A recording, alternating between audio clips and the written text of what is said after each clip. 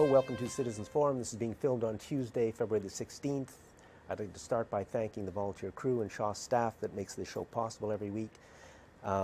First part of Citizens Forum is always the Walt and Jack show, and I'm going to start off with a local issue, which is this line on a drawing.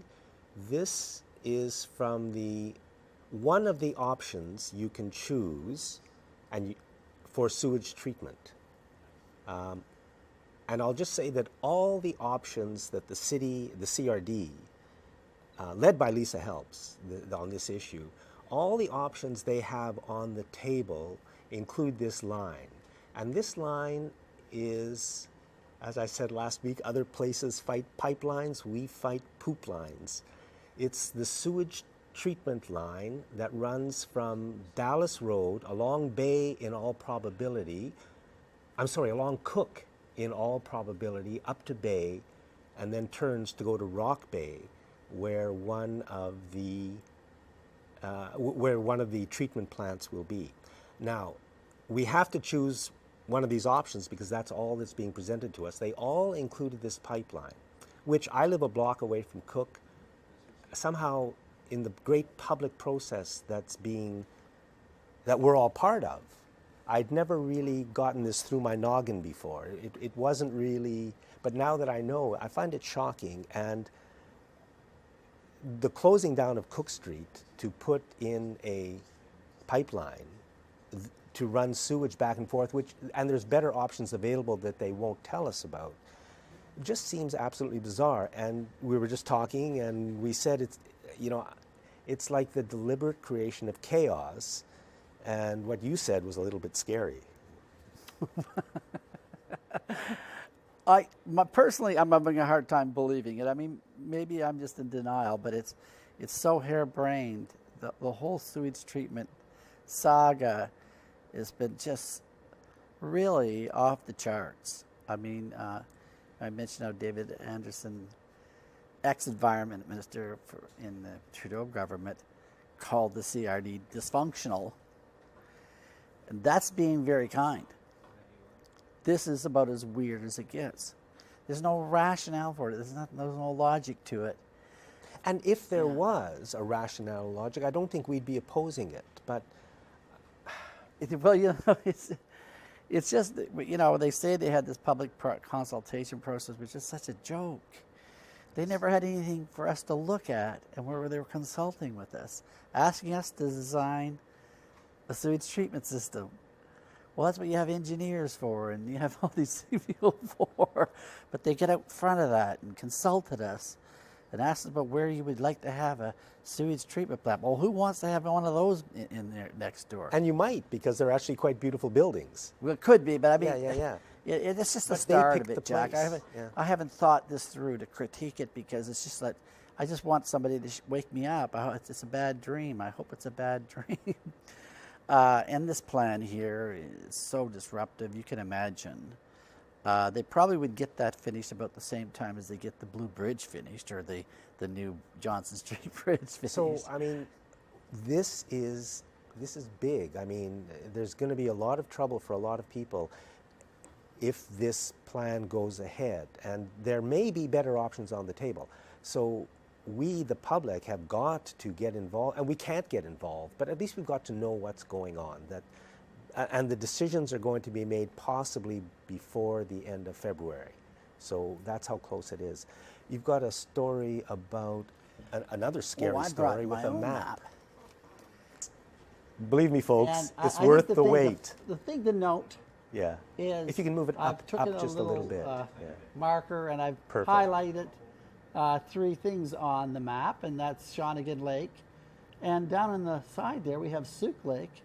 And then right beside there we have the Cobble Hill Holdings quarry.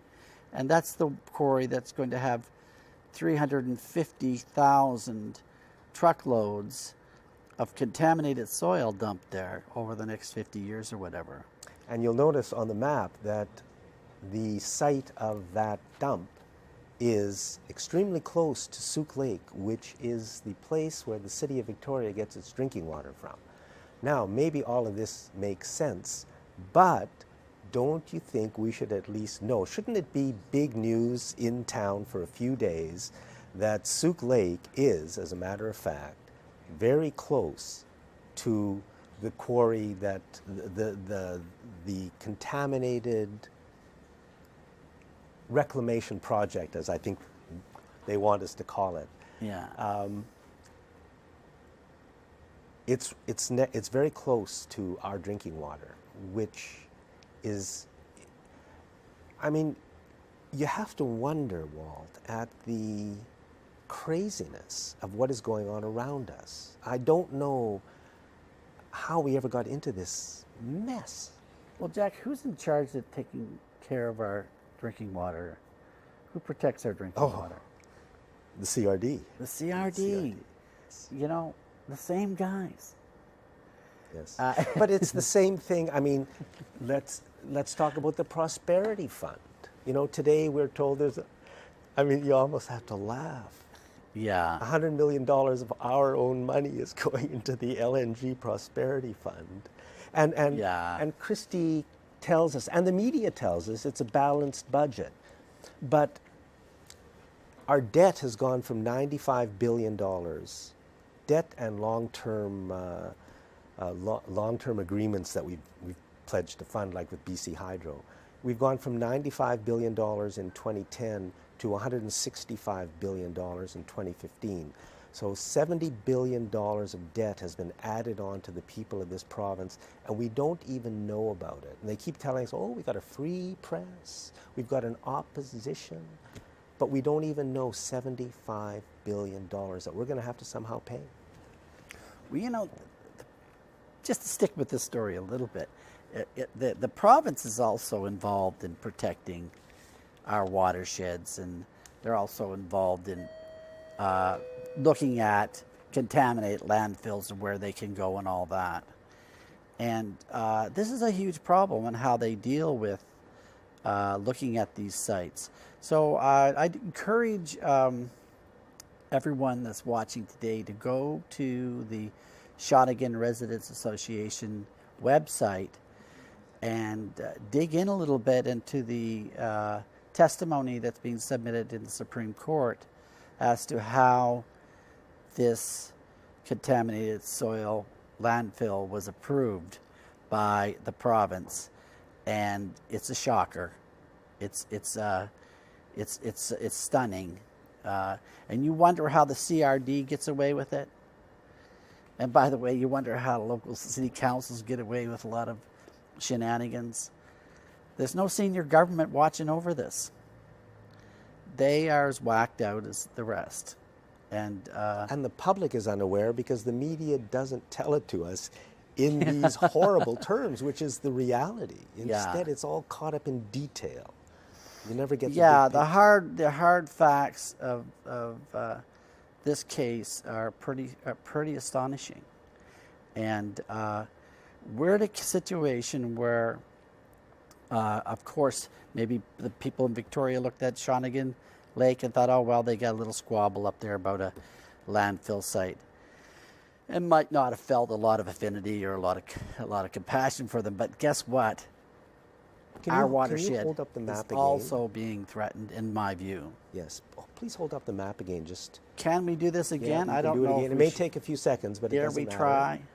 And you will see, folks, that the Cobble Hill Holdings quarry that the people of Shawnigan Lake are so upset about is actually much closer to Souk Lake. Now, it's in a different watershed, but nobody really seems to know how the water mixes when you go There's a big hill in between, let's face it, but water goes down. There's an aquifer underneath this whole area. That water is all shared. You can put So I think the thing is here is that, and you said this too, I mean, set of all the expert opinion aside, by the way, there was conflicting expert opinion on the safety of this site, and the Capital Regional District chose to think that that was an acceptable risk or whatever. Now wait, the Capital Regional District isn't really involved with any of this. Well, they were presented with this situation a couple of years ago where somebody brought to their attention that there was a contaminated soil landfill being placed near it. And they consulted several environmental engineering firms, and there were submissions, and in the end they decided it wasn't really a risk. So the CRD decided not to oppose it? Not to make any bones about it, or to ask the province not to grant the license or anything like that. They couldn't see any real problem with this. So then, in their great wisdom, they decided that this is safe. Now the thing is that there's a chance that it's safe. The thing is, this is our drinking water. You don't have to put a contaminated soil landfill at the headwaters of our drinking water. You just don't have to do that.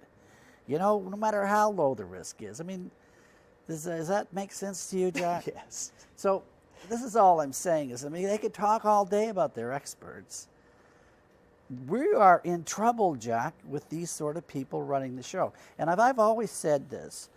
The CRD is untouchable. They're a bunch, who knows who they are hardly. You have a staff that runs the show, and then you have these city councilors that go trundling in there that have no expertise other than a few. You know, we've had some people on the show here that know what they're talking about. For the most part, though, they don't know how this works, and they sit there and sounds all pretty good for them, and they pass it.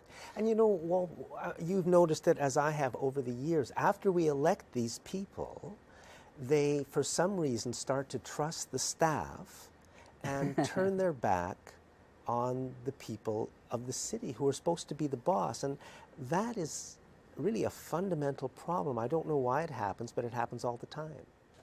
Yeah, and look, my opinion is unsafe. Now, that's all I'm saying. I'm not an expert either. But this has never really been open to a discussion or a conversation. Like, this hasn't been a debate that's raging in our community. Yeah, it should be. It should be. We should be talking about this. But why aren't we?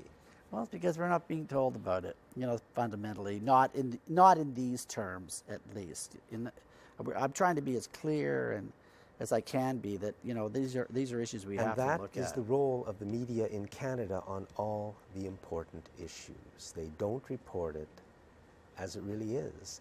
And the job is to keep Canadians out of the decision-making loop on all the important issues of the day, so the corporations can make the decisions without having to deal with us. And that's the way the country is run. It's completely backwards. There's virtually no democracy left in this country, and there's virtually no free press. We're one example of non-corporate media in this country. There aren't a lot, because everything else is basically owned by one of half a dozen giant corporations that basically control every TV station in the country. You know, that's Canadian, and plus they control the cable stuff as well. Where is there a chance for people who aren't approved by the corporate elite? Where is there a chance for them to get on television, except on community TV? Exactly. Yeah. You know, but the thing is that, just to cap this off, is that there's a discussion about amalgamation and what the community should be doing, the local municipalities, what they should be doing to cooperate for regional development. The thing is that, you know, what we need to elect the CRD. We need to elect these guys. But it won't make any difference. The Victoria City Council, look what they did with the Blue Bridge. But at least they're going to answer for that. You could make them answer for it, Jack. But the CRD's removed one time from that. We don't have a prayer to get to what's happening. There have to be rules. There have to be rules that allow the public to step in when things are taking place that we don't like. You call that elections. But the elections. But we need more. We need the ability to trigger votes. Why not? When things are happening, do we not have that right? Do we give away all our rights when we elect these people? But the point I'm trying to make there is that they're trying to rejig regional, local governments and talk about amalgamation. Look at the biggest problems we're having here. The biggest problems are with the CRD. And why can't we change that organization? Well, it's because they're so removed from us. We have no access to them. You know, people get appointed by mayors to go to the CRD. It's such a cumbersome. Was somebody running on this issue? We're going to allow this landfill if you elect us. We never hear about this stuff. It just happens to us. So we have to be part of the process. That's all I'm asking for, and I think anybody else would be asking for, is to let's have a discussion about this. But we that can't. Never seems to happen. I mean, we've been saying it for years, and other people have been saying it for generations.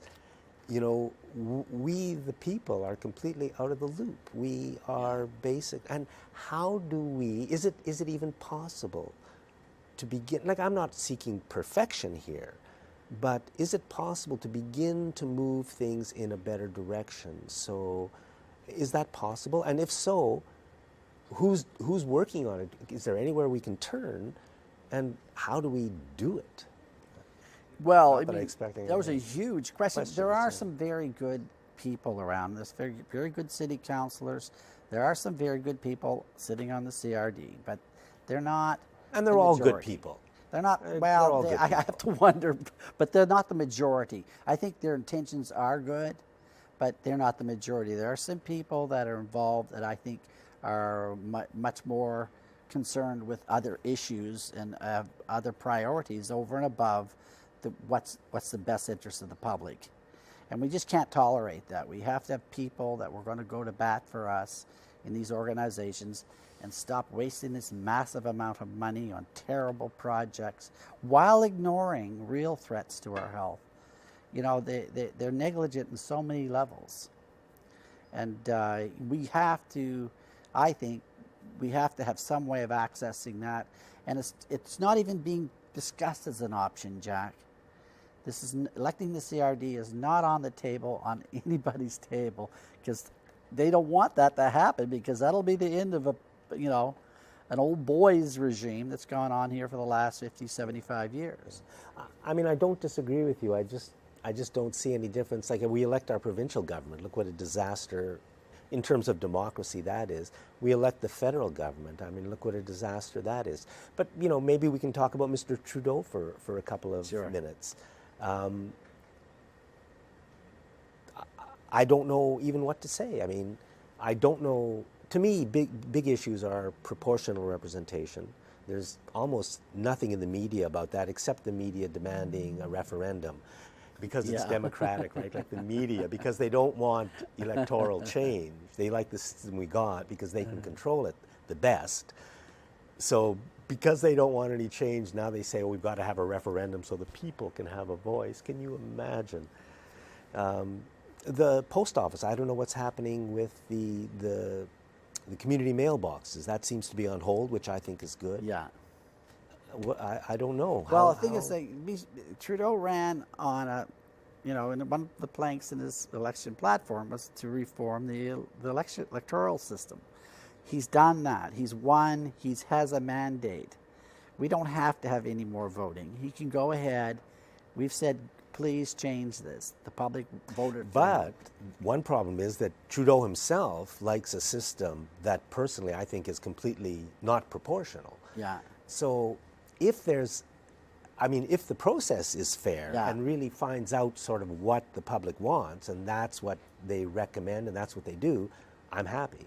Yeah. If they come up with something that the public doesn't want, and then they say, hey, you didn't want a referendum, I'm not against referendums. I just don't think you can have one fair when the corporations own all the media. Yeah. Trudeau did pull the fighter jets out of Syria. Which is huge. Yeah. Huge. Yeah, he boosted up some troops on the ground. They're supposed to be advisors. They're much more than advisors. They can call in airstrikes. They can fire back at the so-called enemy if they are fired upon. I mean, we still have troops on the ground there, and that's too bad. But he's lived up to pulling the fighter jets out. That's good. It's wildly expensive to have these fighter jets. Also, a war crime. I mean, we are illegally attacking and bombing a sovereign nation that does not want us in there. Yeah. That's the nation of Syria. It is against the only way you can do this in international law is with the approval of the United Nations. And Harper did not have that when he started the bombing. We Canadians are involved in war crimes here, and we don't even know it. They don't even tell us. Not to mention the fact that it's very possible that the United States is funding ISIS. And I mean, if you Google U.S. funds ISIS, a lot of people who are very serious believe that. Our media won't report it. Well, you know, the Russians are invited by the Syrian government to come in and help out, and they've been cleaning house there. They've been really running successful bombing campaigns, and to the point where, in my view, that the West is worried that they're cleaning up on all these so-called ISIS fighters. And yeah, because ISIS is... And now they're saying we have to have a ceasefire in Syria, and that the Russian bombing's causing more refugees. And, well, it looks like to me that the Russians are starting to get right at the troops that it looks like NATO trained in Turkey that have been crossing the border from Turkey. You mean ISIS? Yeah, Yes. and now it looks like they're suffering casualties there and getting hit hard. And I think that's the impetus for this call for a ceasefire. I mean, why not let the Russians clean this business up? They've been doing a great job. Yeah, what a disaster. I mean, and Walt, we're out of time, but thanks very much. Always a pleasure, Jack. You know, the Syrian war was caused by the people who run the United States. That is the sad truth, and we've got to keep that in mind. Thanks for watching this segment of Citizens Forum.